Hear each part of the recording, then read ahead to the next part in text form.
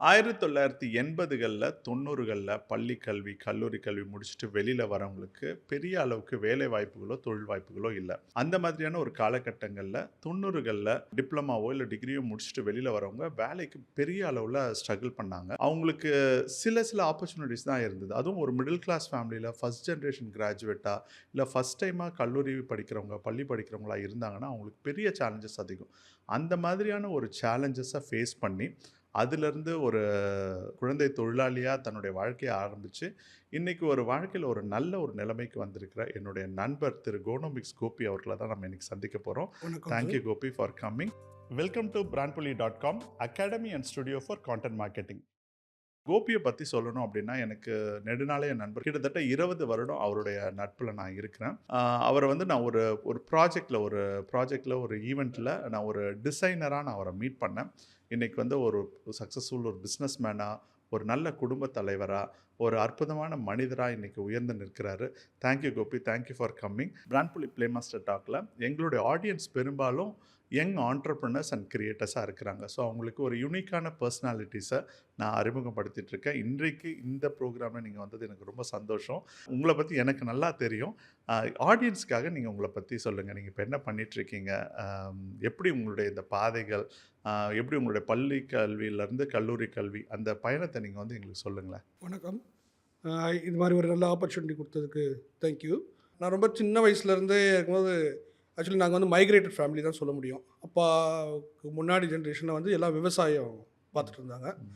அப்பாவுக்கு வந்து கவர்மெண்ட்டு அது என்னது ஸ்டேட் எக்ஸ்பிரஸ் அப்படின்னு சொல்லி எஸ்இடிசின்னு சொல்லுவாங்க. ம். அந்த அரசு போக்குவரத்து கழகத்தில டிரைவரா ஜாயின் பண்ணாங்க. அதுக்கப்புறம் அங்கேருந்து ட்ரான்ஸ்ஃபர் ஆகி இங்க எம்டிசிக்கு வந்துட்டாங்க. இப்போ வந்து அது எம்டிசி. முதல்ல வந்து அது பல்லவன்னா இருந்துச்சு. அப்போ ம். வந்து இங்க ட்ரான்ஸ்ஃபர் ஆகி வந்ததுனால நாங்க எல்லாம் ம். தான். ஆனா நான் பொறந்து வளர்ந்தது எல்லாமே வந்து இங்க சென்னையில தான். ம். சென்னையில நாங்க ஃபர்ஸ்ட் முதல்ல இருந்தது வந்து புருஷவாக்கம்ன்ற ஒரு ஏரியா. பெருமாள்பட்டுன்னு சொல்லுவாங்க அத. ம். அந்த இடத்துல இருந்தோம் நாங்க. அ அது சும்மா சாதாரண ஒரு சின்ன வீடு. ஒரு லைன் வீடுன்னு கூட சொல்லலாம். இப்ப ம். போய் அந்த வீடெல்லாம் பார்த்தா எனக்கு ரொம்ப இப்படிலாம் ஆச்சரியம். இருந்தோமேன்னு சொல்லி ஒரு ஒரு வியப்பா இருக்கு.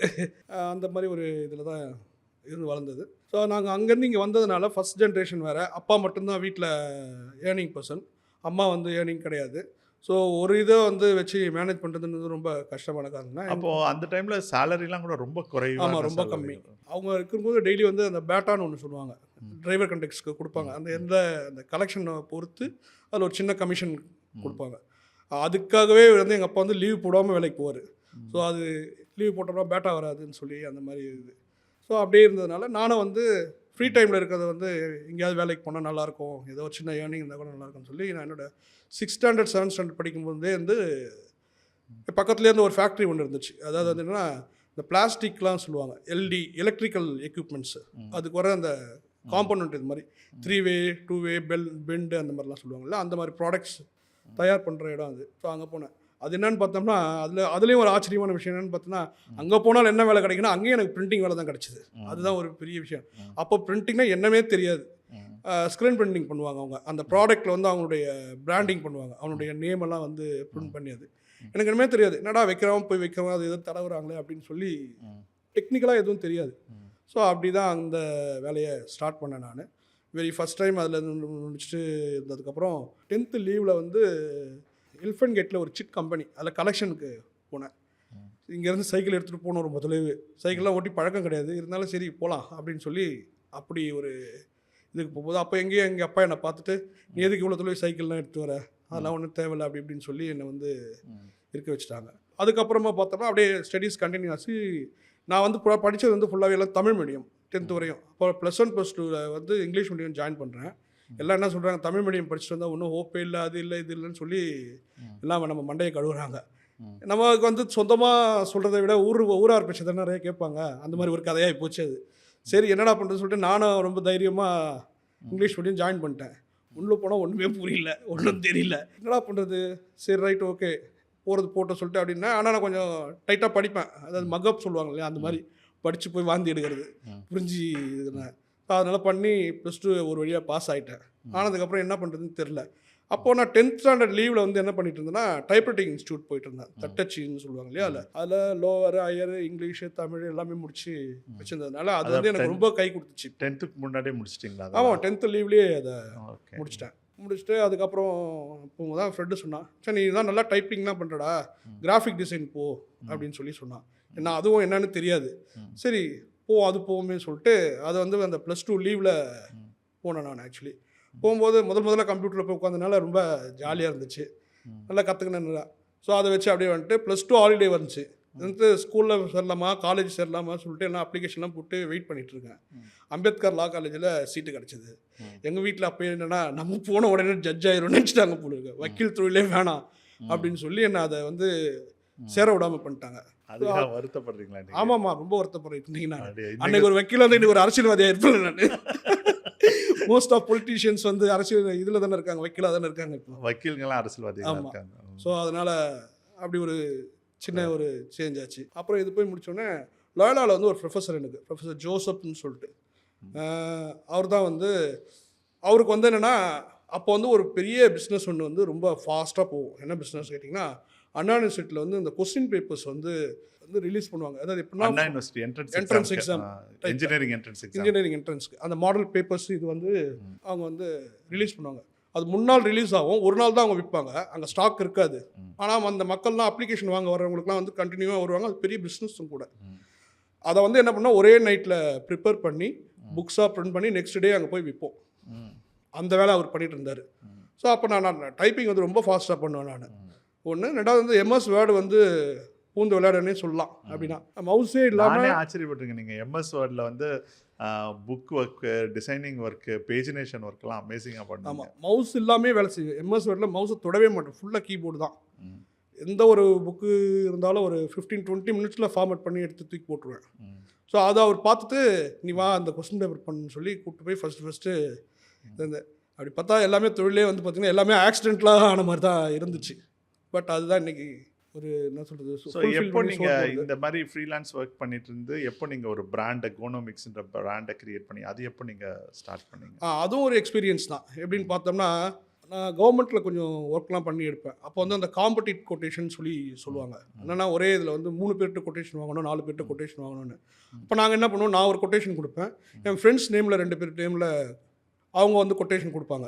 பட் நாங்கள் எங்களுக்குள்ளே ஒரு சின்ன அண்டர்ஸ்டாண்ட் பண்ணிவிட்டு ஒருத்தர் ரேட்டை இது பண்ணாமல் ரொம்ப ஸ்லாஷ் பண்ணாமல் சின்ன டிஃப்ரெண்ட்டில் 3 பேருமே கொட்டேஷன் கொடுப்போம். ஸோ அப்படி கொட்டேஷன் கொடுத்து வரும்போது நான் என்னோடய பேரில் கொடுத்த கொட்டேஷன் ஓகே ஆகாமல் என்னை விட ஹையராக கொடுத்தவனுக்கு வந்து அந்த ஜாப் வந்து ப்ளேஸ் ஆயிடுச்சு. அது எப்படி நடந்துச்சுன்னு எனக்கு தெரியல. அந்த கம்பெனியை வந்து அவன் பார்த்தா அவனுக்கு பிரிண்டிங்கும் சம்மந்தமே இல்லை. என்னடா இப்படி ஆயிடுச்சு, என்னடா பண்ணுறதுன்னு சொல்லி கேட்கும்போது சரி ரைட்டு என்ன பண்ணலான்னு சொல்லிக்கலாம். அப்போ நான் சொன்னேன், நான் வந்து உங்கள் பேர்லேயே எல்லாத்தையும் ஒர்க் பண்ணிடுறேன், பேமெண்ட் உங்களுக்கு தான் வரும், வந்தவொடனே என்னை கொடுத்துருங்கன்னு சொல்லி கேட்டேன். சரின்னு சொன்னாங்க. அதுக்கப்புறம் எல்லாம் முடிச்சு இதாகும்போது பார்த்தா எனக்கு வந்து இதில் 20% தரணும் அந்த மாதிரி சொல்லி ஒரு டிமாண்ட் பண்ணாங்க. என்னடா ஃப்ரெண்டாக தானே இருந்தான், இவனை இப்படி பண்ணுறான்னு சொல்லிட்டு யோசிச்சுட்டு பார்த்தேன். காசு வந்தவொடனே ஃப்ரெண்ட்ஸ் மாறிடுவாங்களா? ஆமாம், அது தெரில. ஸோ அப்படி வந்ததுனால சரி ஓகே சொல்லி அந்த ஆர்டரை ஃபில் பண்ணிட்டு அப்போ நம்மளே ஒரு பிஸ்னஸ் ஸ்டார்ட் பண்ணலான்னு சொல்லிட்டு ஸ்டார்ட் பண்ணேன். அதாவது ஒரு துரதிருஷ்டவசமான சம்பவம். ஸோ அதனால் நீங்கள் வந்து ஒரு தனியாக ஒரு பிராண்டை கிரியேட் பண்ண மாதிரி. ஆமாம், நான் வந்து ஒரு டிசைனராக தான் நான் உங்களை மீட் பண்ணேன். ஐ திங்க் 2006 or 2007 நம்ம ஒரு ஈவெண்ட்டில் பார்த்தோம். ஒரு ஈவெண்ட்டில் நம்ம மீட் பண்ணோம், சென்னை சங்கமம். ஸோ ஆமாம், அந்த ஈவெண்ட்டில் வந்து டே அண்ட் நைட் நீங்கள் ஒர்க் பண்ணி அந்த டிசைனிங்லாம் பண்ணி கொடுத்தீங்க. ஒரு ரிமார்க்கபிள் டெடிகேஷனை நான் எப்போவுமே உங்களை பார்த்துட்ருக்கேன். தொடர்ந்து உங்களுடைய வளர்ச்சியை நான் கவனிச்சிட்ருக்கிறேன். உங்களுக்கு வந்து ரொம்ப உங்களுடைய சைல்ட்ஹுட் வந்து ரொம்ப ஹார்டான சைல்ட்ஹுட் இல்லையா? ஸோ மோஸ்ட்லி உங்கள் அம்மாவும் நீங்களும் தான் அந்த ஃபேமிலியை வந்து பில்ட் பண்ணீங்க. ஸோ அந்த ஒரு சிச்சுவேஷனில் உங்களுக்கு வந்து எது நம்பிக்கையும் ஊக்கமும் தந்தது? என்ன மாதிரியான விஷயங்கள்? ஏன்னா ஒரு ஸ்டேபிள் ஜாப் கிடையாது துவக்கத்தில் இருந்தே. அட் த சேம் டைம் வந்து you have been doing multiple projects and multiple time. So எப்படி அதை ஓவர் கம் பண்ணீங்க? எனக்கு வந்து தன்னம்பிக்கை கொஞ்சம் அதிகம்னே சொல்லலாம். இது கொஞ்சம் ஓவராக கூட இருக்கலாம், பட் ஆனால் அதான் ட்ரூத்தை கூட. நான் என்ன நம்புவேன், இது முடியும் நினச்சிட்டு. ஒன்று. ரெண்டாவது வந்து நான் எதையுமே வந்து சிஸ்டமாக தான் பண்ணணும்னு ஆசைப்படுவேன். மூணாவது விஷயம் வந்து பார்த்திங்கன்னா, கஸ்டமர்கிட்ட வந்து எப்போ என்ன ஒர்க்கு கொடுத்தாலும் நான் வந்து அவங்க அது எதுவாக இருந்தாலும் சரி அதை டினை பண்ணதே இல்லை. சில சமயம் சில சமயம் வந்து நடக்காதுன்னு வந்து அவங்க 2-3 இடத்துல போயிட்டு ரிஜெக்ட் ஆகி வந்திருக்கோம். இல்லைனா முடியாதுன்னு சொல்லி நிறைய பேர் சொல்லியிருப்பாங்க. ஆனால் அது என்கிட்ட வந்துச்சுன்னா எனக்கு தெரியும் அது கொஞ்சம் டஃப்னு சொல்லி, ஆனால் முடிக்க முடியுன்ற ஒரு அது என்ன சொல்கிறது ஒரு நம்பிக்கை தான். அந்த மாதிரி நிறைய விஷயங்கள் பண்ணியிருக்கேன், அது எல்லாமே சக்ஸஸ் பண்ணியிருக்கேன். அதுக்கப்புறம் எனக்கு அதுதான் எனக்கு மெயினாக ஒரு இதாச்சு. அப்போ நம்மளே பிஸ்னஸ் பண்ணி சோர்ஸ் பண்ணி இது பண்ணோம்னா இன்னும் நிறையா எஸ்டாப்ளிஷ் பண்ணலான்னு சொல்லி ஒரு எண்ணம் வந்து. நீங்கள் மார்க்கெட்டிங்னு ஒன்று பண்ணது கிடையாதுல்ல? மார்க்கெட்டிங் ஒன்று பண்ணதில்லை. ஆனால் அந்த மார்க்கெட்டிங்க்கு நான் ஒரு சின்ன ஸ்ட்ராட்டஜி வச்சுருந்தேன், ஒரு டெக்னிக்கல். இது நம்ம மீட் பண்ணோம் இல்லைங்களா, அந்த ஒர்க்கு எனக்கு எப்படி வந்ததுன்னு சொல்லி பார்த்தோம்னா, எனக்கு ஃபாதர் ஜெகத் கஸ்பர் வந்து ரொம்ப வருஷமாக பெரிய அவர் மணிலாவில் வந்து ஒரு ரேடியோ வெரிதாஸ்ன்னு சொல்லி ஒரு இதில் சமுதாய பணி ஆட்டியிருந்தார். அங்கேருந்து அவர் சென்னைக்கு வந்தோடனே இங்கே வந்து அவருக்கு வந்து திருவாசகம் சிம்ஃபனின்னு சொல்லிட்டு ஒரு ப்ராஜெக்ட் பண்ணணும்னு சொல்லி ஆசைப்பட்டார். அந்த ப்ராஜெக்டுடைய ரேப்பர் டிசைனிங் எல்லாமே நான் தான் பண்ணேன். ஃபஸ்ட்டு ஃபண்ட் ரைசிங்லேருந்து, அது கொஞ்சம் பெரிய ப்ராஜெக்ட்டு, பெரிய பட்ஜெட்டு, ஃபண்ட் ரைசிங் இல்லாமல் பண்ண முடியாது அதை. அதனால் வந்து யாருன்னா ஒருத்தவங்க ஆர்வலர்கள் இருக்காங்களா அந்த மாதிரிலாம் வந்து நிறையா தேடி இது பண்ணி ஆரம்பித்தோம். ஸோ அப்போது தான் அந்த டிசைனிங் ஒர்க்கு அவருக்கு பண்ண ஆரம்பிக்கும் போது அப்போ தான் எனக்கு அவர் பழக்கமானார். அது மூலயமா தான் உங்களை நம்ம அன்றைக்கி மீட் பண்ணணும். அதாவது வந்து இந்த இது பார்த்திங்கன்னா கன்சிஸ்டன்சி இருக்காது இந்த ஒர்க்கு. ஒரு நாள் வேலை இருக்கும், 2 நாள் வேலை இல்லாமல் இருக்கும், அந்த மாதிரியே இருக்கும். ஆனால் நான் வந்து என்னோடய ஆஃபீஸ்க்கு வந்து மார்னிங் 8:30 ஷார்ப்பாக நெல்சன் மாணிக்கம் ரோடில் தான் ஷாப் வச்சுருந்தேன், டிடிபி சென்டர் ஒன்று. ஸோ அங்கே இருக்கும்போது மார்னிங் வேலை இருக்கோ இல்லையோ காலைல 8:30 மணிக்கு ஆஃபீஸ் போயிடுவேன். போயிட்டு 5:30 மணிக்கு பேக்கப் பண்ணிடுவேன். அதுதான் அது ரொம்ப ஹார்டும் ஒர்க்கும் பண்ண மாட்டேன், எதுவும் பண்ண மாட்டேன். பட் ஆனால் இப்போ ஸ்டேபிளாக இருக்கும். ஸோ 8:30 மணிக்கு நான் போனோன்னா அன்றைக்கி எதுவும் ஒர்க் இல்லைன்னு தெரிஞ்சிச்சுன்னா என்னோடய கிளைண்ட்ஸ் ஏற்கனவே இருப்பாங்க, எல்லாருக்கும் ஆஃபீஸ் இருக்கும், யூனிட் இருக்கும் இல்லைங்களா. அப்போ போய் அந்த 2 விஷயம், ஒன்று அந்த தொழிலை கற்றுக்கிறதுக்கு, இன்னொன்று வந்து அவங்கள வந்து எங்கேஜ் பண்ண மாதிரி இருக்கும். இப்போ நான் போனனாலே அவங்களுக்கு தெரியும் இவன் வேலை இல்லை, ஃப்ரீயாக இருக்கான், வந்திருக்கான் அப்படின்னு சொல்லிட்டு அவங்க எனக்கு எதனா ஒரு வேலை கொடுப்பாங்க. ரெண்டாவது அந்த வேலையும் கற்றுக்கலாம். ஏன்னா என்னோட இது வந்து ஒர்க்கு பார்த்திங்கன்னா ஃபுல்லாக கம்ப்யூட்டரைஸ்டு டிசைனிங் தான். இது வந்து இந்த பிரிண்டிங் வந்து 3 நாள் ஸ்டேஜ். இது ஒரு டீம் ஒர்க்குன்னு தான் சொல்ல முடியும், ஒரே இண்டிவிஜுவலால் பண்ண முடியாது. அதுக்கு பேஸ் வந்து கான்டென்ட் ஒருத்தர் கொடுக்கணும், அதை வந்து டிசைன் பண்ணணும். டிசைன் பண்ணதுக்கப்புறம் ப்ராசஸ், அதாவது ப்ரீ ப்ரொடக்ஷன் போஸ்ட் ப்ரொடக்ஷன் சொல்லுவாங்க, அந்த மாதிரி. இது என்னோடய ஒர்க் வந்து பார்த்திங்கன்னா ப்ரீ ப்ரொடக்ஷன் தான், டிடிபி வரையும். டிடிபி ஆகட்டும், டிசைனிங் ஆகட்டும், எதாக இருக்கட்டும். அந்த டிசைனிங் ப்ராசஸ் முடிங்கன்னா அப்போலாம் வந்து நெகட்டிவ் பாசிட்டிவ் எடுத்து அதை எக்ஸ்போஸ் பண்ணி அப்படின்னு சொல்லி அது ஒரு பெரிய ப்ராசஸ், ஒரு 6-7 ப்ராசஸ் அது. அப்போனா 6-7 ப்ராசஸ்னால் 6 இடத்துக்கு மாறும். இப்போ டிடிபி பண்ணுறவங்க வந்து நெகட்டிவ் பாசிட்டிவ் வச்சிருக்க மாட்டான், அவங்க தனியாக போய் அங்கே போய் கொடுக்கணும். ஏன்னா டைமும் விரையாகும் இதில் பார்த்திங்கன்னா நிறையா. இப்போ அந்த மாதிரி பண்ணும்போது அங்கே அந்த ப்ராசஸ்லேருந்து அடுத்து வந்து எக்ஸ்போசிங்னு சொல்லி வருவாங்க. இந்த மட்டுமே தனியாக பண்ணுறவங்க இருக்காங்க. சில இடத்துல வந்து பெரிய இடத்துல பார்த்திங்கன்னா இன்னோஸில் எல்லாமே இருக்கும் மோஸ்ட்லி. ஆனால் நாம் பழகினது எல்லாமே வந்து ரொம்ப மிடில் அண்ட் லோவர் ஆளுங்கன்றதுனால அவங்ககிட்ட எல்லாம் வெளியே அவுட் சோர்ஸ் தான் பண்ணுவாங்க அவங்க. ஸோ அப்போ அந்த ஒவ்வொரு ப்ராசஸாக போகணும். அப்போ அந்த ப்ராசஸ்லாம் கற்றுக்கணும்னு எனக்கு ஆசை. நம்ம வெறும் கம்ப்யூட்டர் மட்டும் கற்றுக்கணும் ஒன்றும் பண்ண முடியாதுன்னு.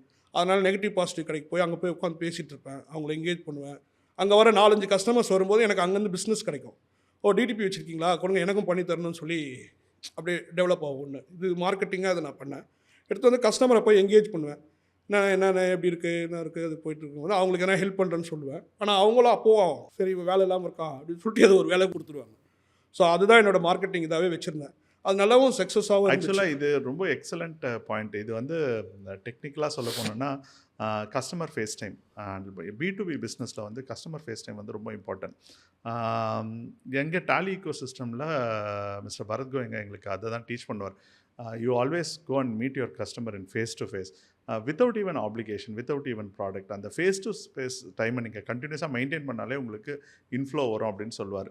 இதை இன்னொரு ஃப்ரெண்ட் ஒருத்தர் இருக்கார் எனக்கு, அவர் வந்து இதை ரிச்சுவலாக பண்ணுவார். அவர் என்னென்னா, அவர் வந்து ஹி பிலீவ்ஸ் இன் அஷ்டமி நவமியில் நம்புவார். அஷ்டமி நவமி அன்றைக்கி அவர் வேலை செய்ய மாட்டார். என்ன பண்ணுவார், அந்த 2 நாள் வந்து ஆஃபீஸ்க்கும் போக மாட்டார், வேலை செய்ய என்ன பண்ணுவார், அவருடைய எல்லா கஸ்டமர்ஸையும் ஸ்வீட்ஸை தான் வாங்கிட்டு போய் ஜஸ்ட் லைக் தட் ஒரு சாக்லேட்டு அது ஸ்வீட்ஸும் வாங்கிட்டு ஜஸ்ட் லைக் தட் அவர் கஸ்டமர்ஸ் எல்லாம் போய் பார்த்துட்டு வருவார். இன்றைக்கி வந்து அவர் one of the leading TV commercial producer as well as distributor.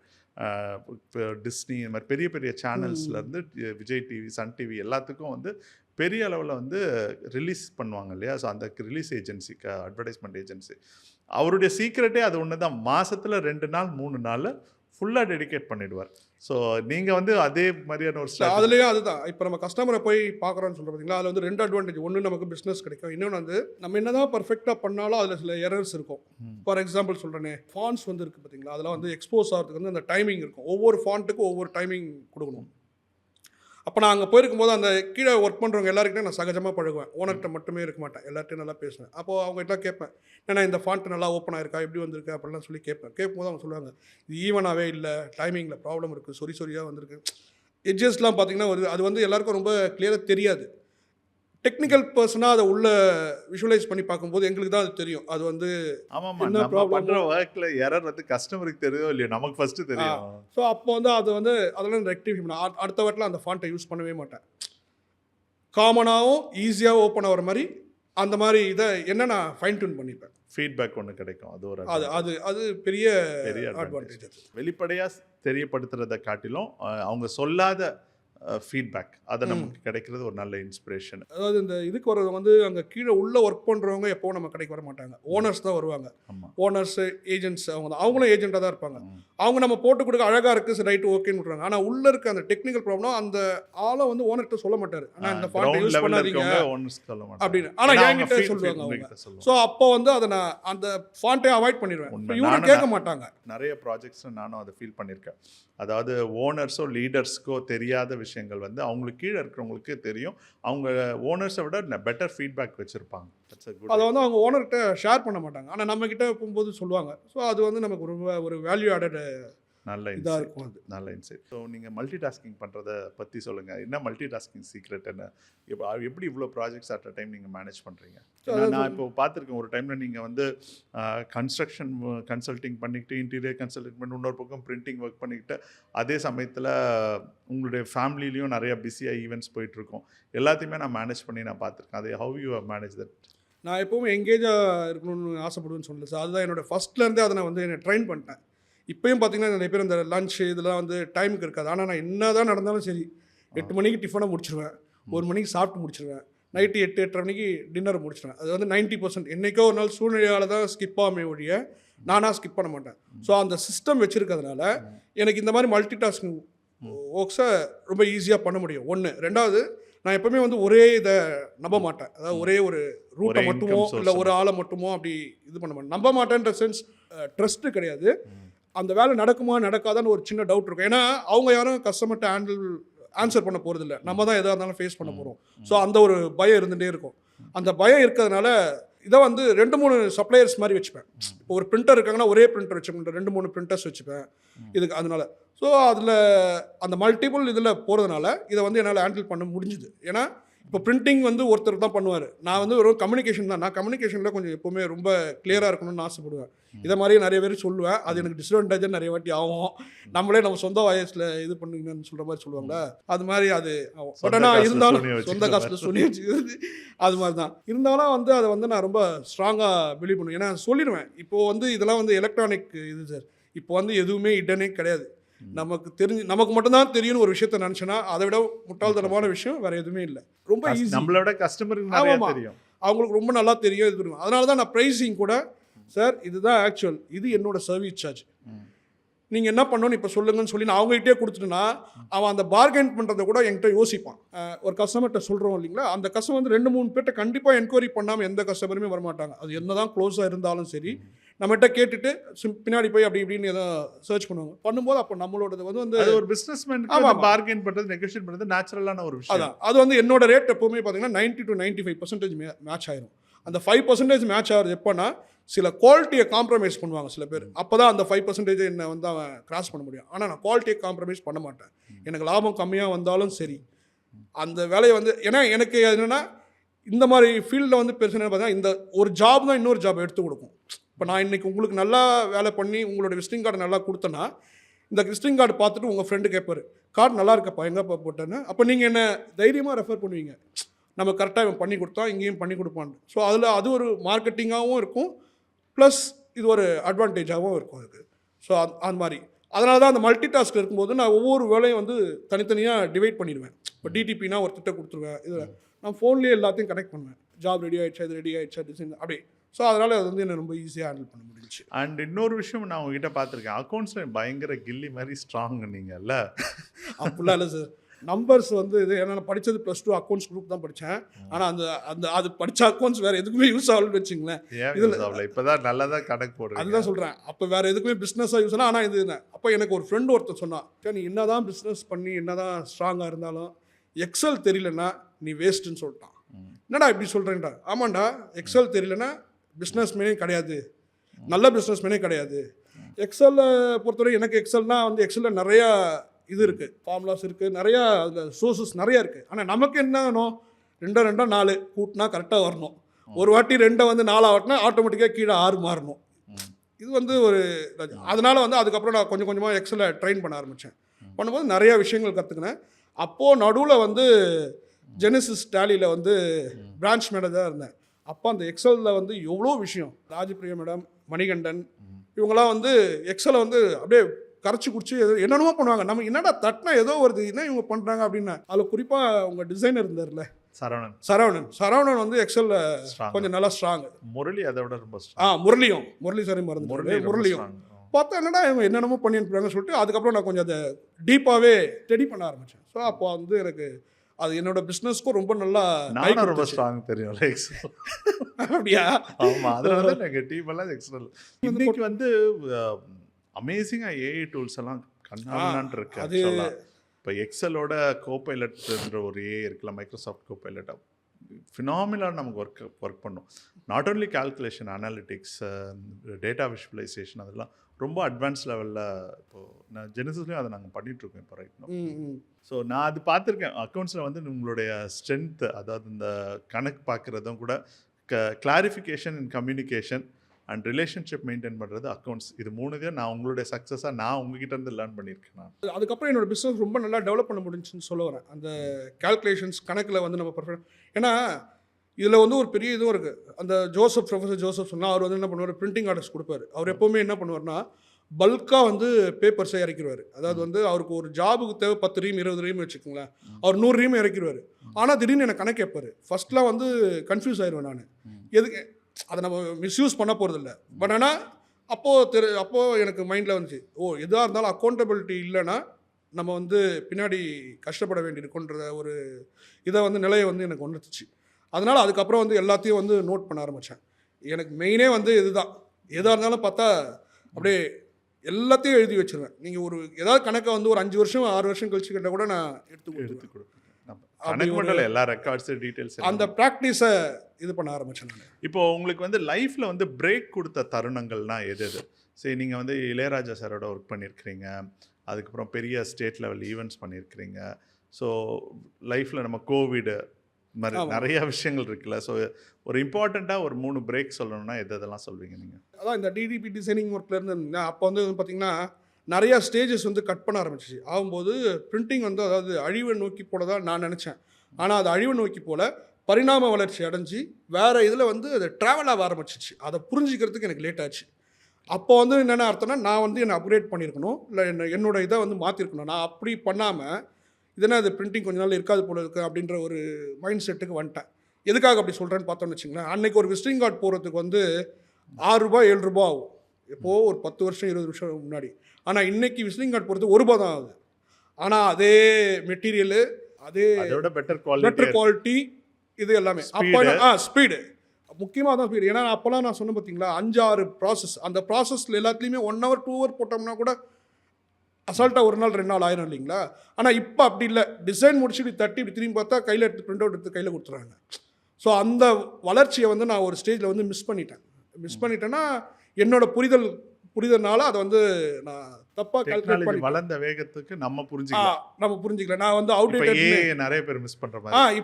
இப்போ ஏஐ வந்தோன்னு பார்த்தா என்னடா இது இதெல்லாம் விட பயங்கரமாக இருக்கலான்னு சொல்லி நம்மளை அப்படியே வியக்க வைக்குது.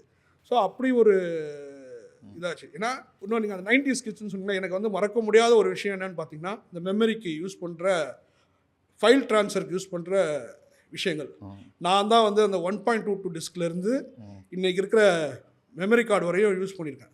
இங்கே இருக்கவங்க நிறைய பேர் அது பண்ணியிருப்பாங்களான்னு தெரியாது. அவங்களுக்கு அந்த ஃப்ளாப்பீஸ் அந்த விஷயமே பார்த்துருப்பாங்களான்னு தெரியாது. ஏன்னா அப்போல்லாம் ஒரு சாஃப்ட்வேர் இன்ஸ்டால் பண்ணணுன்னு பார்த்தோன்னு வச்சுங்களேன் almost 2 hours, sometimes 8 hours 9 hours கூட ஆயிரும். ஏன்னா இப்போ ஒரு கோரல்ட்ரான ஒரு சாஃப்ட்வேர் இன்ஸ்டால் பண்ணால் அது 1.22 டிஸ்க்லேயோ இல்லை 1.44 டிஸ்க்லேயோ தான் வரும். அந்த டிஸ்க் பார்த்தீங்கன்னா ஒரு 16-17 டிஸ்க் இருக்கும். அந்த 15 டிஸ்கை போட்டுருவோம். 16வது டிஸ்கை போகும்போது எரர் ஆயிரும். ஏன் எரர் ஆச்சுன்னே தெரியாது. திருப்பியும் ஒன்றுலேருந்து ஸ்டார்ட் பண்ணணும். ஆனால் அடுத்த வாட்டி போட்டால் அதே ஃப்ளாப்பி அதே டிஸ்க் இது சக்ஸஸ் ஆயிரும். என்ன கதைன்னே அது ப்ரீவேல அது புரிஞ்சிக்கிறதுக்கே ரொம்ப கன்ஃபியூஸ் ஆகி விட்டுச்சு. ஸோ அப்படி ஸோ அப்போ அந்த பரிணாம வளர்ச்சின்னு சொல்கிறீங்க அதுதான். அந்த பிரிண்டிங் வந்து அப்படி மாறிடுச்சு. முதல்லலாம் வந்து ஒரு 5000 ரூபாய் இருந்தால் ஒரு ஸ்க்ரீன் பிரிண்டிங் யூனிட் வச்சுட்டு வேலை செஞ்சிடலாம். இன்றைக்கி வந்து அப்படி இல்லை.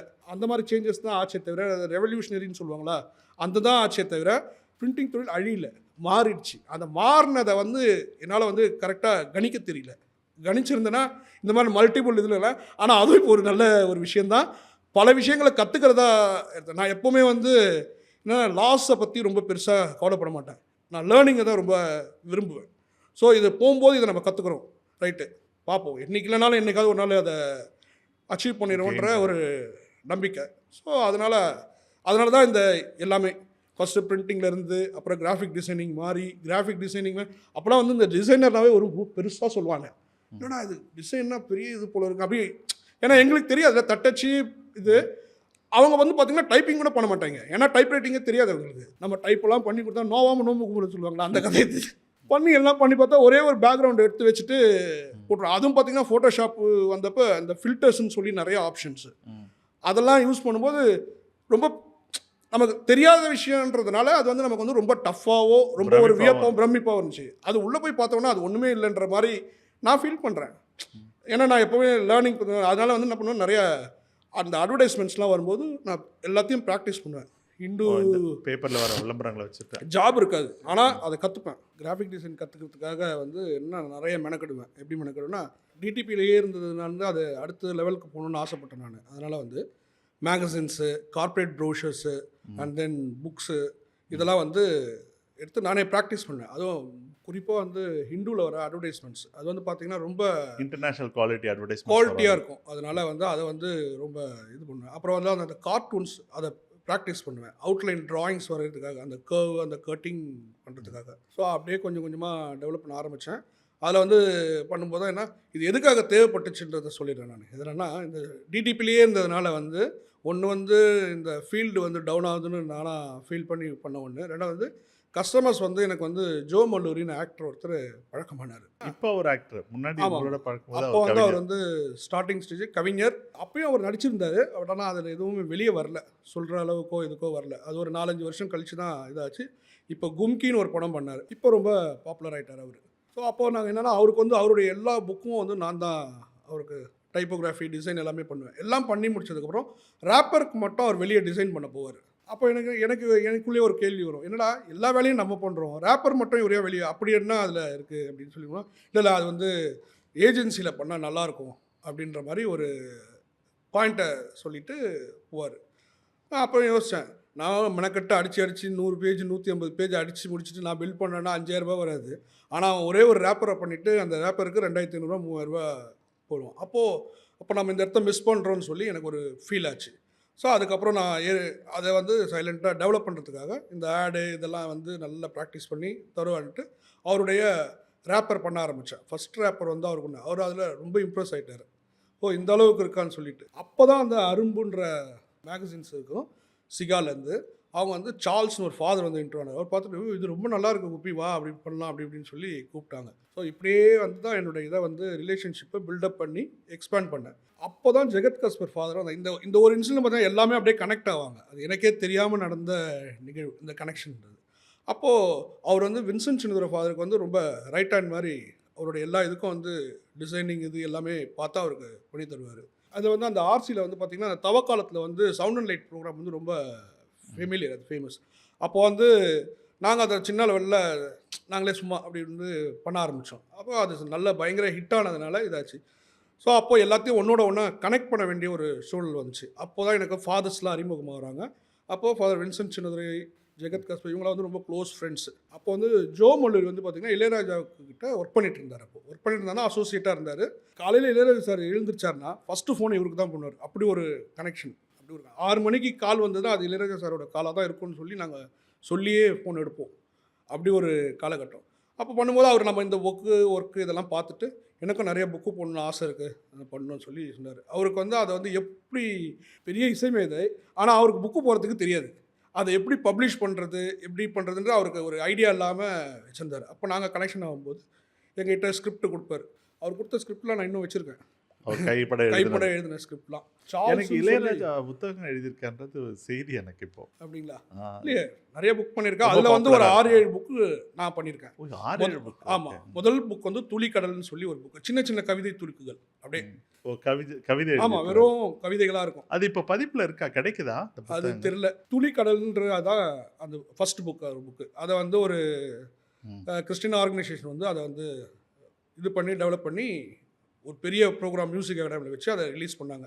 அந்த ஃபங்க்ஷனுக்கு கமலஹாசன், ரஜினிகாந்த் எல்லாமே ரொம்ப பெரிய, இப்போ ஒரு நம்ம சிஎம் ஒரு பாராட்டு விழா நடத்தினார்ல, அந்த லெவலுக்கு அது இருந்துச்சு அப்போவே. ஓ, அப்படி. ஆமாம், நான் சொல்கிறது வந்து எப்போ பார்த்தீங்கன்னா 2001, 2, ஓகே. 1 or 2 அந்த அந்த சமயத்தில் அது. ஸோ அந்த அளவுக்கு இருந்துச்சு. அப்போ அவருக்கு இளையராஜா அந்த ஃபஸ்ட்டு ஃபங்க்ஷன்லேயே ரொம்ப இம்ப்ரெஸ் ஆகிட்டார். அதுக்கப்புறம் அவருக்கு நிறையா பண்ணணும்னு ஆசை. அது வந்து அரும்பூலேருந்து அதை பண்ணணும், அரும்பூலுடைய பப்ளிகேஷன் வழியாக அதை இது பண்ணணும்னு சொல்லி, வெண்பா நன்மாலை, அப்புறம் வந்து பால் நிலா பாதை, இந்த மாதிரி புத்தகங்கள். பால் நிலா பாதை அது வந்து அவருடைய பயோகிராஃபி. ஆமாம், அவருடைய அந்த எக்ஸ்பீரியன்சஸ். ஓகே. அந்த ரேப் அட்டைப்படம் மட்டும் என்ன பண்ணுவோன்னா அவுட்லைன் பண்ணி, ஷாம்னு ஒரு ஆர்டிஸ்ட் இருக்கார், ரொம்ப ஃபேமஸாக சினிமாகிராஃபிக்கெலாம் பண்ணுறவர். அவர் நான் ஷியாமுடைய ஃபேன். இந்த நாவல்களுக்கெல்லாம் படம் வரைவர் அந்த ஷியாம் தான். அவர் வந்து சில கார்ட்டூன்ஸ்லாம் வரைஞ்சி கொடுத்துருவார். அதுக்கப்புறம் அதை வந்து நான் ஃபைன் டியூன் பண்ணுவேன். அந்த அந்த டெக்னிக்லாம் கற்றுக்கினேன், அதுக்காக சொல்கிறேன். பண்ணி அந்த இதை அப்படியே பண்ணி அப்பணும். அப்போ தான் இளையராஜா சார் வந்து ரொம்ப பயங்கர இம்ப்ரெஸ் ஆனார்.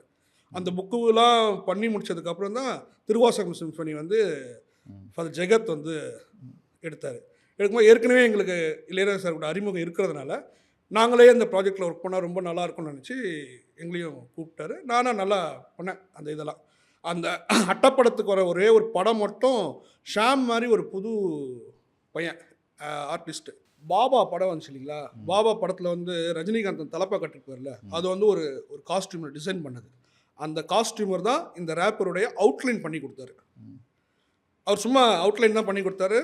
அது வந்து இளையராஜா ரொம்ப முடிச்சிச்சு. அப்போது அவர் கூப்பிட்டாரு, தம்பி இதை வச்சு நம்ம டெவலப் பண்ணலாம் அப்படின்னாரு. சரிங்க சார் பண்ணலாம்னு சொல்லிட்டு அதை வந்து எல்லாமே நான் கோல்டு எஃபெக்டில் மாற்றி பண்ணேன். அது எல்லாரும் ரொம்ப இம்ப்ரெஸ் ஆகிட்டாங்க. பண்ணி அதை நானே பிரிண்டிங்லாம் பண்ணி பண்ணேன். அது மூலயமா தான் எனக்கு இளையராஜா சொல்லிட்டு ரொம்ப க்ளோஸ் அசோசியேட் ஆச்சு. கோபி, நீங்கள் வந்து ஒரு குழந்தை தொழிலாளியா சின்ன வயசுலேயே ஒரு ஆரம்பித்து அதுக்கப்புறமா 10th படிக்கும்போதே வந்து டேட்டா டைப்பிங் நல்லா கற்றுட்டு டேட்டா என்ட்ரி ஆப்ரேட்டராக, அதுக்கப்புறமா கிராஃபிக் டிசைனராக, அதுக்கப்புறமா ஒரு ஈவெண்ட் மேனேஜராக ஒரு கம்பெனியை க்ரியேட் பண்ணிலாம் ஒர்க் பண்ணிட்டு இருந்தீங்க. எப்படி உங்களுக்கு இந்த பிரேக் எப்படி வந்தது? இப்போ now you are doing interior designing and construction ஒர்க்லாம் பண்ணுறீங்க. எப்படி அந்த பிரேக், எப்படி அந்த ஷிஃப்ட் ஓவர் வந்தது? அதான் சார், பரிணாம வளர்ச்சின்னு சொல்லுவாங்களா, அந்த மாதிரி தான் அந்த இந்த தொழில் வந்து அப்படியே மாறிட்டே இருந்துச்சு. ஒரு விஷயம் அந்த ஸ்பீடுக்கு வந்து எனக்கு லேர்ன் பண்ணுறது ஒரு சேலஞ்சு தான் இருந்துச்சு. ரெண்டாவது வந்து இன்வெஸ்ட்மெண்ட்டும் வந்து ரொம்ப அதிகமாக போயிட்டு இருந்துச்சு. ஸோ அப்போ வந்து என்னென்ன பண்ணலான்னு சொல்லி நான் பிளான் பண்ணிட்டு இருக்கும்போது முதல்ல வந்து ஒரு டிடிபி செக்ஷன் மாதிரி வச்சு, ஸ்டுடியோன்னு சொல்லுவோம், அந்த மாதிரி ஒரு வச்சு பண்ணோம். அதுக்கப்புறம் தான் வந்து கோனோமிக்ஸ்னு ஒரு கம்பெனி ஆரம்பித்து கிராஃபிக் டிசைன்ஸ் அண்ட் பப்ளிகேஷன்ஸ் பண்ண ஆரம்பித்தேன். அந்த ஒர்க் அப்படியே போயிட்டே இருக்கும்போது இதுக்கு அடுத்த ஸ்டேஜ் என்ன பண்ணுவேன், தேடல் இருந்துகிட்டே இருக்கும் இல்லையா? அந்த தேடலில் வந்து அடுத்தது என்ன பண்ணலான்னு யோசிக்கும்போது என்னோடய அலைட் பிஸ்னஸாக வந்து வெட்டிங் கார்டு பிஸ்னஸ்ஸு. ஸோ அப்போ வந்து அதுக்கு ஒரு ஷோரூம் ஆரம்பித்தேன். அப்போ வந்து அதில் வந்து நான் ஒரு சின்ன ஒரு ட்ரெண்ட் பண்ணேன். இதே மாதிரி இந்த ட்ரெண்டுன்னு சொல்லும்போது தான் இருக்குது, இதில் வந்து எனக்கு ஒரு பெரிய எக்ஸ்பீரியன்ஸ் இருக்குது. இந்த கிராஃபிக் டிசைன் மாறினேன் பார்த்தீங்களா? அப்போ வந்து என்னென்னா, இந்த பெரிய பெரிய விஐபிஸ் இவங்களாம் ஒர்க் பண்ணும்போது எப்படி அவங்களுக்கு ரொம்ப ஈஸியாக நான் அவங்க கூட கனெக்ட் ஆனேன்னா, அவங்களுடைய டைம் வந்து ரொம்ப ப்ரீஷியஸாக பார்ப்பாங்க. அவங்க வெளியே போய் ஒர்க் பண்ணுறத விட அவங்கக்கிட்ட வந்து ஒரு ஸ்டாஃபாக ஒர்க் பண்ணுறது அவங்களுக்கு பிடிக்கும். ஆனால் அவங்கக்கிட்ட வந்து ஃபுல் டைமாக வந்து ஜாப் இருக்காது. ஸோ அப்போ வந்து கன்சல்டன்ட் மாதிரி தான் நான் போவேன்.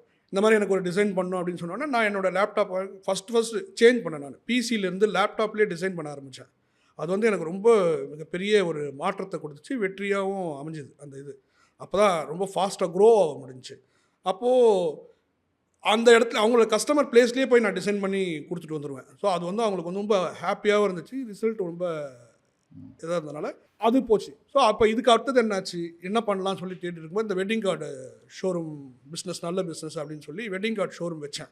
அப்போ தான் இந்த கொரோனா அதெல்லாம் வந்தபோது அது திருப்பியும் வந்து டைவெர்ட் ஆகுது. எப்படி டைவெர்ட் ஆகுதுன்னா, இந்த வெட்டிங் கார்ட்ஸே இப்போ பிரிண்ட் பண்ணுறது வந்து ரொம்ப கம்மியாயிடுச்சு. எல்லாமே வந்து கார்டுன்னு ஒரு வெர்ஷனுக்கு போயிட்டாங்க. அதில் வந்து பார்த்திங்கன்னா ஃபோட்டோ ஷூட்லாம் பண்ணி நல்லா வீடியோலாம் போட்டு ரொம்ப கலர்ஃபுல்லாக இருக்குது. மொபைல்ஸும் வந்து எல்லாருக்கிட்டையும் இருக்கிறதுனால இவங்களுக்கு அலைச்சல் ரொம்ப கம்மி. ஜஸ்ட் லைக் அப்படியே ஃபார்வர்ட் பண்ணிட்டு ஃபோன் பண்ணி பேசும்போது அவங்க டைம் சேவ். இந்த வெட்டிங் கார்டு வந்து ரொம்ப ஸ்லாஷ் ஆயிடுச்சு. யாரும் போய் பண்ணா பிரீமியமா பண்றாங்க. அப்படி ஆமாம், இல்லைன்னா அந்த மாதிரி ஒரு சேஞ்சஸ் ஆயிடுச்சு. ஸோ அப்போது அதுக்கு நடுவில் பார்த்தீங்கன்னா இந்த வெட்டிங் கார்டு இது வந்துருச்சு, கொரோனா. கொரோனா வந்து நம்மளை பாடாப்படுத்திடுச்சு. எல்லாருக்கும் சரி, அந்த இதில் வந்து பிரேக்கப் ஆகி வெளியே வரணுமே சொல்லிட்டு ரொம்ப ஸ்ட்ரகிள். அப்போ என்ன பண்ணுறதுன்னு பார்த்தோம். இப்போ ஃப்ரெண்டு சொன்னார், அதான் என்னோட நண்பர் ஜோ மல்லூரி வந்து எனக்கு ஒரு வெல்விஷர் அண்ட் ஃப்ரெண்டு. அவர் வந்து சொன்னார், நான் உனக்கு ப்ராஜெக்ட் செட் தரேன், நீ இன்டீரியர் ஒர்க் பண்ணுனேன். ஏன்னா அவர் வந்து பன்முகத்தன்மைன்னு சொல்லுவாங்களா, அந்த மாதிரி அவர் இஸ் அ ரைட்டரு, நடிகர், ஆர்கிடெக்ட், இது மாதிரி டிசைனர் எல்லாமே பண்ணுவார். அப்போ அவர் கூட வந்து நாங்கள் வேளாங்கண்ணி சர்ச்சுக்கு ப்ராஜெக்ட் எடுத்தார். அவர் கூட நான் ஃபஸ்ட்டு அவருக்கு ஹெல்ப்பராக தான் போனேன், அசிஸ்டண்ட்டாக. நல்லா இருந்துச்சு. அதில் ஒரு ரொம்ப சேஞ்சஸ் இருந்துச்சு. இந்த பிரிண்டிங் பண்ணி கஷ்டப்படுறதை விட அதில் வந்து ப்ராஃபிட்டும் கொஞ்சம் அதிகமாக இருக்க மாதிரி இருந்துச்சு. அதனால் அதுக்கப்புறம் அதை சேஞ்ச் பண்ண ஆரம்பிச்சு. அதுக்கப்புறம் ஒரு ஒன்றா ப்ராஜெக்ட் எடுத்து பண்ண ஆரம்பித்தேன். தேங்க்யூ கோபி. உங்கள் ஸ்டோரி உண்மையாலுமே ரொம்ப இன்ஸ்பைரிங் ஸ்டோரி. நான் கோபிகிட்ட ரொம்ப அட்மையர் பண்ணுற ஒரு விஷயம் என்னென்னா, ரெஸ்ட்லெஸ்ஸாக நீங்கள் ஒர்க் பண்ணிக்கிட்டு எப்போவுமே புதிய புதிய விஷயங்களை ஆப்பர்ச்சுனிட்டிஸை தேடிட்டு அண்ட் த வே நீங்கள் உங்கள் ஃபேமிலியை பில்ட் பண்ணது, உங்கள் பிஸ்னஸை பில்ட் பண்ணது எப்போவுமே எனக்கு ஒரு பெரிய இன்ஸ்பிரேஷன். இன்றைக்கி பிஸ்னஸ்க்கு வர யங்ஸ்டர்ஸ் நீங்கள் நிறைய பேர் பார்க்குறோம்ல நம்ம. ஸோ அவங்களுக்கு உங்கள் சைடில் நீங்கள் என்ன டேக்அவே, அவங்களுக்கு என்ன சொல்லணும்னு விரும்புகிறீங்க? நான் பிஸ்னஸ்க்கு வரவங்களுக்கு இப்போ கொடுக்குற இதே சார், அந்த டைமு, கன்சிஸ்டன்சி, குவாலிட்டி, இது ஒன்று. ரெண்டாவது வந்து சீக்ரெட்னு ஒன்றுமே இல்லை பிஸ்னஸில். ஓப்பனாக இருந்துச்சுன்னு வச்சுக்கோங்களேன், அந்த பிஸ்னஸை ஈஸியாக சக்ஸஸ் பண்ணிட்டு போகலாம். எதுவுமே ஒன்று இப்போ இருக்க காலகட்டத்தில் ஏதோ ஒரு ரேட்டு கண்டுபிடிக்கிறதோ, இல்லை வந்து வேறு எதுவும் டெக்னிக்கலாக கண்டுபிடிக்கிறதோ, அதெல்லாம் வந்து ரொம்ப ஈஸி. இது ஏஐ வேறு வந்துருச்சு, அது இன்னும் நம்ம வேலையை பாதியாக்கிடுச்சு. அது கேட்டால் அது எல்லா ரூட்டையும் சொல்லிடும், ஒன்றுக்கும் 4 ஆப்ஷன் கொடுக்குது. ஸோ அப்போ வந்து நம்ம பிஸ்னஸ் வந்து ஓப்பனாக இருக்கணும். ஓப்பனாக இருக்கிறது. ஓப்பனாக பண்ணாலே நல்ல பிஸ்னஸை ஸ்டார்ட் பண்ணலாம். அது ஓப்பனாக இருக்கணும் பசங்க. அது ஒன்றா டெடிக்கேஷன் இருக்கணும். இது நம்ம இப்போ வர யூத்தெல்லாம் வந்து அதில் எனக்கு ஒரு மிக வருத்தமாகவும் இருக்குது. டெடிக்கேஷன் வந்து ரொம்ப கம்மியாக இருக்க மாதிரி, ரொம்ப ஈஸியாக டிஸ்ட்ராக்ஷன் அதிகமாக இருக்குது அவங்களுக்கு. அதனால் இருக்கும். சரி, ஓகே. நம்ம 90s அதுலேருந்து இங்கே பார்க்கும்போது பார்த்தா இவங்க வந்து டெடிக்கேட்டாக இல்லாத மாதிரி ஒரு ஃபீல் வருது. அது இல்லாமல் கொஞ்சம் டெடிக்கேட்டாக, ஆனஸ்ட்டாக, அந்த டைம் கீப்பிங், அந்த இதை பண்ணி குவாலிட்டியை மெயின்டைன் பண்ணாங்கன்னா, ஓப்பனாக கஸ்டமர்கிட்ட இருந்தாங்கன்னா எந்த பிஸ்னஸையும் சக்ஸஸ் பண்ண முடியும் கண்டிப்பாக. Thank you so much Gopi. It's really a good time. Thank you all. Thank you sir. brandpully.com businessman, creator இவங்க 2 பேரும் ஒரு காம்படிட்டிவ் மார்க்கெட்டில் கான்டென்ட்டை வச்சு எப்படி வின் பண்ணுறது அப்படின்றத சொல்லித்தரதுக்கான ஒரு அகாடமி அண்ட் ஸ்டுடியோவாக இருக்குது. எங்களோட கனெக்ட் பண்ணுறதுக்கு எங்களுடைய WhatsApp channel, LinkedIn and Instagram பேஜை ஃபாலோ பண்ணுங்கள்.